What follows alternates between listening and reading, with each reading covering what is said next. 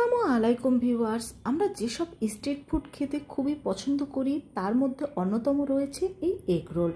সকাল বিকেল নাস্তার জন্য খুব সহজভাবে কিভাবে এই এগ রোল তৈরি করবেন সে রেসিপি শেয়ার করব। আর বাচ্চা থেকে বড় সবাই কিন্তু এই এগ রোল খুবই পছন্দ করবে।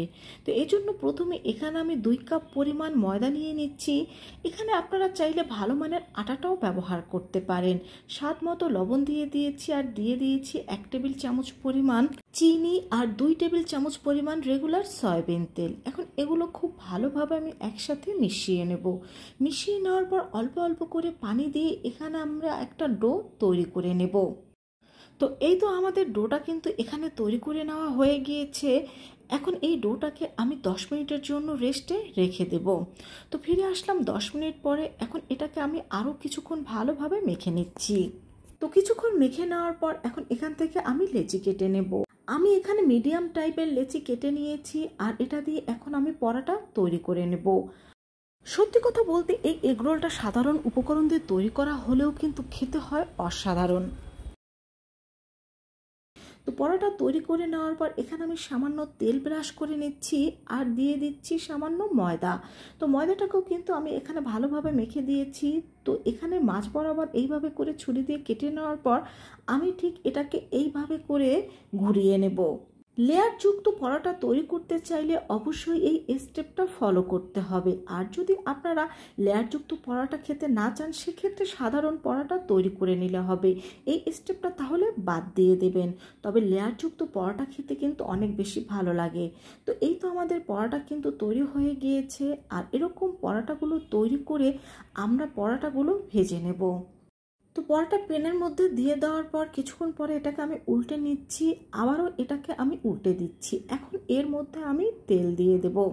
আমি কিন্তু প্রথমে এখানে তেলটা দিয়ে দিইনি, কারণ এইভাবে করে পরোটা ভেজে নিলে সেই পরোটা খেতে কিন্তু অনেক বেশি ভালো হয় আর খুব কম তেলেই ভেজে নেওয়া যায়। আর এরকমভাবেই কিন্তু আমি প্রত্যেকটা পরোটা এখানে ভেজে নেব। এই তো পরোটা ভেজে নেওয়া হয়ে গিয়েছে, এটাকে আমি তুলে নিচ্ছি আর একইভাবে এখানে কিন্তু সব পরোটা আমি ভেজে নিয়েছি। তো এখানে আমি ডিম নিয়ে নিচ্ছি, তার মধ্যে দিয়ে দিচ্ছি লবণ দিয়ে ডিমটাকে এখন আমি ভালোভাবে ফেটিয়ে নেব। তো আমার ডিমটা কিন্তু ফেটিয়ে নেওয়া হয়ে গিয়েছে আর চুলায় আগেই আমি তেল গরম দিয়ে দিয়েছিলাম। এখন এই তেলের মধ্যে আমি ডিমটা দিয়ে দিচ্ছি। তো এখন এই ডিমের উপরে আমরা যে পরোটা ভেজে রেখেছিলাম সেই পরোটা দিয়ে দিচ্ছি। এখন এই পরোটা আর ডিম আমি একসাথে ভেজে নেব।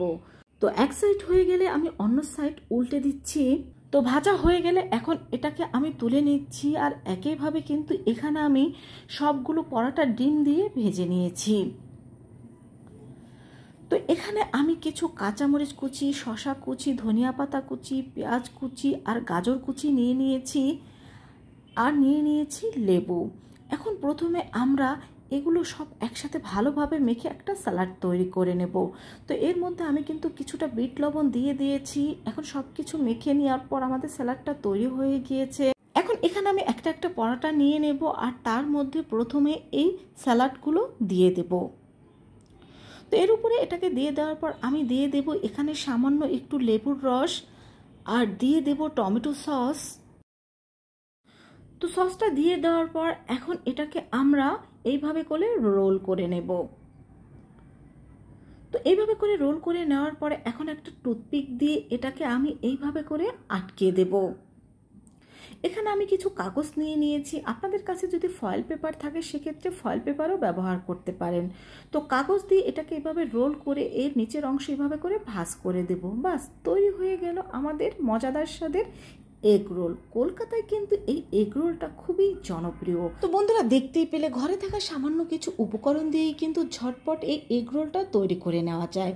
বাসার ছোট থেকে বড় সবাই কিন্তু এই এগ রোলটা খুবই পছন্দ করবে। তো বাসায় একবার হলেও ট্রাই করে দেখবে। আল্লাহ হাফেজ।